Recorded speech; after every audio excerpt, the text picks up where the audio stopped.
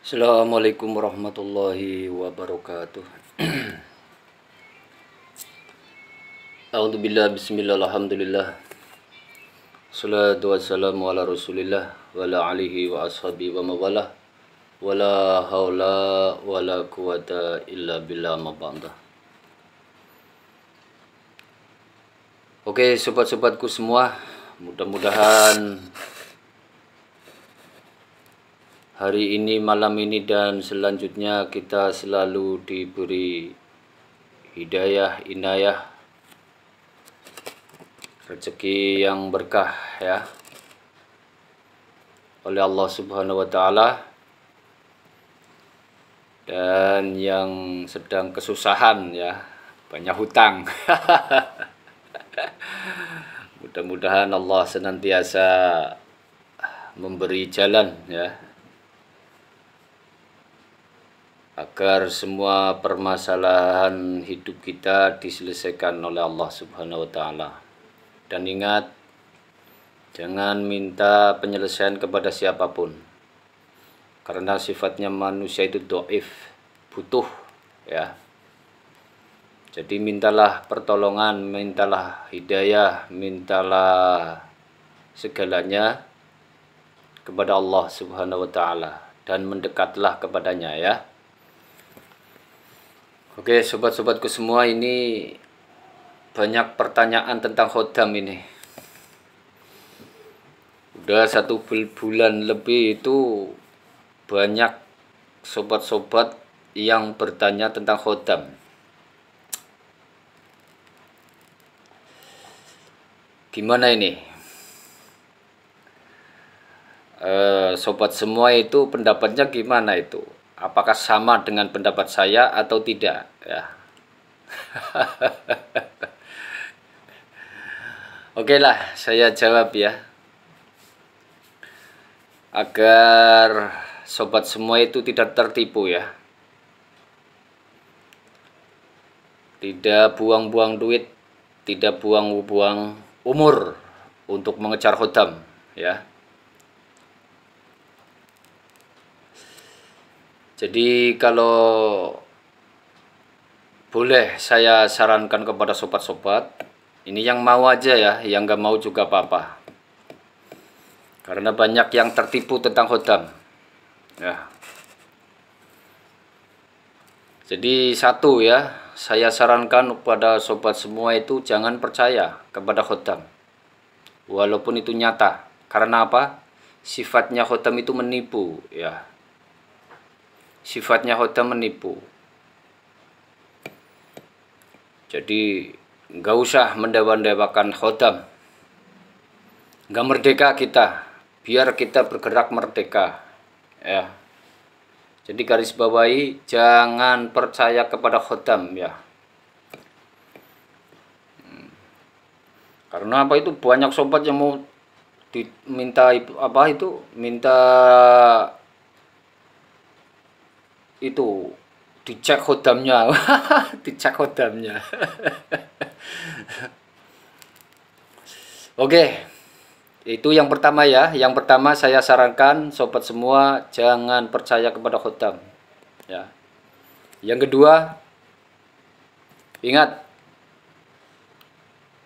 apabila ada orang yang mengatakan saya bisa cek khodam lewat foto, lewat media, bohong. Nah, nanti ketipu lagi itu. Bohong itu.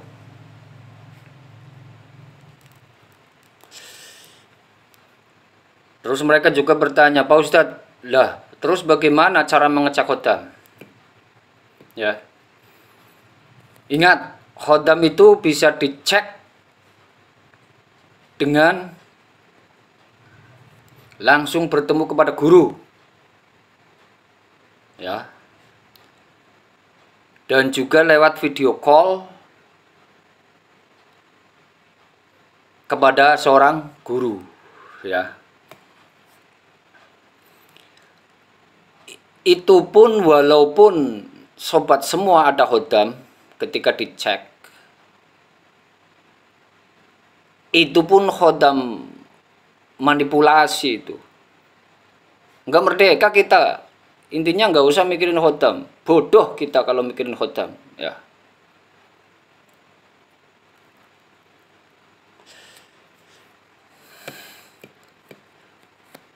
Itu yang nomor 2. Nah, yang nomor 3 itu begini. Ada yang bertanya begini, Pak Ustadz, jadi gimana dong agar kita itu tahu khotam yang asli itu seperti apa? Gitu. Nah, ini yang betul ya. Ingat sobat semua, khotam itu harus real, harus nyata ya. Artinya harus nyata itu khotam itu wujud dan bisa kita ketahui. Itu khotam yang asli ya. Dan caranya gimana?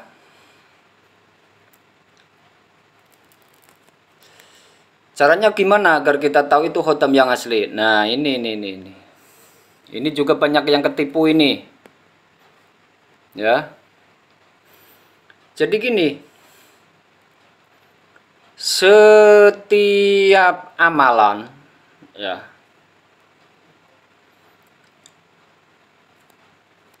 Setiap hijab aurat ya yang kita amalkan itu semua ada khodamnya ya.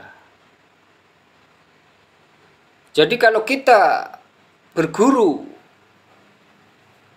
kepada guru itu harus tahu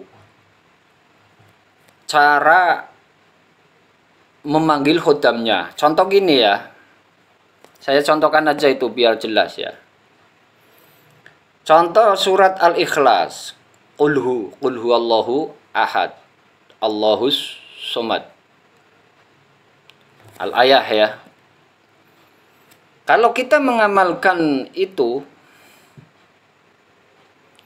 mengamalkan surat Al-Ikhlas,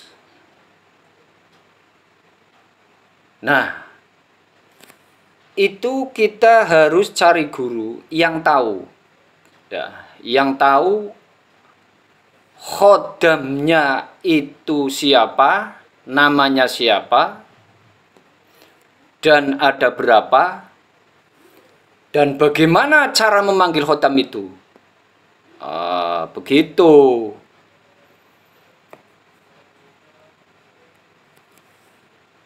Kalau seorang guru tidak tahu itu, nonsen. Jangan diamalkan. Jadi harus benar-benar tahu ya bahwa guru itu seorang mursyid yang menguasai tentang surat Al-Ikhlas ya. Nah, begitu. Nanti tahu kalau Anda mengamalkan surat Al-Ikhlas, maka nanti tahu siapa khodamnya, ada berapa khodamnya, siapa namanya, dan bagaimana cara memanggilnya. Itulah khodam yang asli ya. Itu khodam yang asli. Dan harus berguru kepada mursyid. Mursyid itu apa? Yaitu yang menguasai tentang amalan itu. Atau kalau di sini tuh surat Al-Ikhlas. Nah, nanti tahu itu khodamnya datang itu. Nah, tapi ingat saudara-saudara semua, sobat-sobat semua ya, khodam yang asli ya, amalan-amalan yang ada khodamnya, yang wujud ya, yang bisa kita jumpai, ilmu ini ya, itu kalau di muqaddimah ya, di muqaddimah itu pendahuluan ya.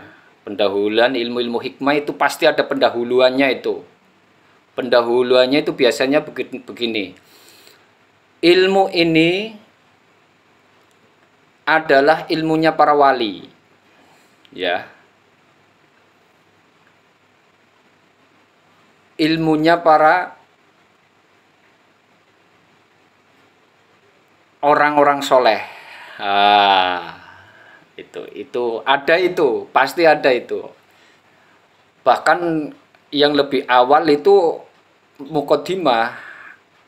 Ada mukodimah begini, ilmu ini, yang bisa menguasai ilmu ini adalah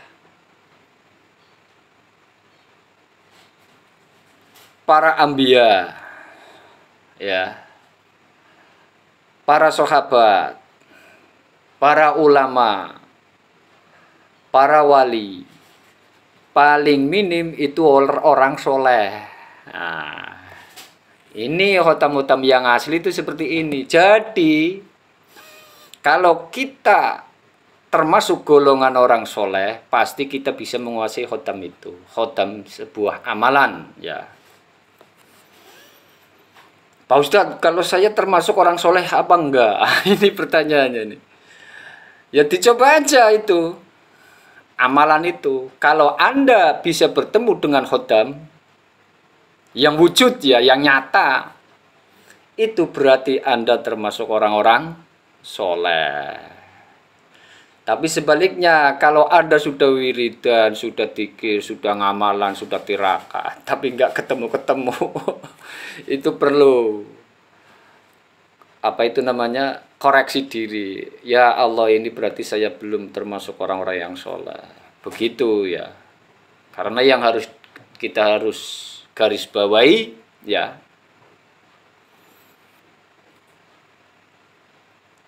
itu kalau kita termasuk orang-orang yang soleh,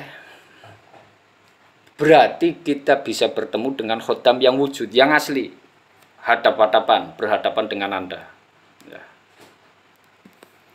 Itu khotam yang asli, yang bisa membantu kita. Khotam itu kan bahasa Arab, bahasa sininya itu pembantu, paham ya? Artinya pembantu, berarti khotam itu bisa kita suruh untuk menolong kita. Dan yang bisa menguasai khotam-khotam yang ini, yang wujud, itu paling minim kita harus menjadi orang soleh. Paham ya? Begitu ya. Kalau kita belum termasuk orang yang soleh, nggak bisa. Nggak bisa kita bertemu dengan khotam yang wujud.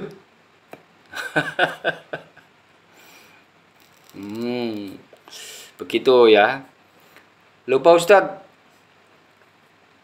kok Pak Ustadz bilang ada khotam yang asli? Iya betul, yang asli itu seperti itu. Nah, khotam-khotam yang palsu itu khotam yang itu, yang apa? Yang batin, ya, yang suka merasuk itu. Khodamnya merasuk ke kita atau ke siapa yang ada bakat dalam ilmu kebatinan, tapi enggak wujud, maya. Itu nipu, itu khotam-khotam. Enggak usah percaya yang khotam-khotam seperti itu, bohong itu, suka nipu. Duh, buktinya apa, Dad? Kalau mereka menipu, iya, coba aja. Kalau khotam yang asli, ya, Anda minta rokok 1 batang, pasti dikasih. Tapi khotam yang palsu, Anda minta rokok sebatang, boro-boro dikasih 1/2 batang pun nggak akan kasih, karena menipu. Ya. Bisa dipahami ya? Itulah khotam. Jadi ingat ya sobat semua, itu jangan tertipu oleh masalah khotam. Nggak usah lah. Khotam-khotam yang ilusi, khotam-khotam yang sifatnya itu batin, nggak usah percaya khotam-khotam yang gituan. Yang percaya itu, yang harus kita yakini itu, ini di luar akidah ya. Ini kita bicara keilmuan ya. Yang harus kita percayai itu khotam yang asli, yang wujud.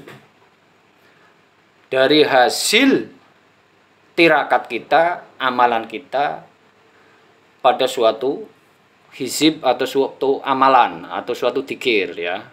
Nah, begitu. Oke, barangkali kurang jelas bolehlah ditanyakan. Tapi kalau menanyakan itu jangan di komentar ya, di WA aja, di WA saya. Kan udah pada tahu kan? Gitu ya, terima kasih. Assalamualaikum warahmatullahi wabarakatuh.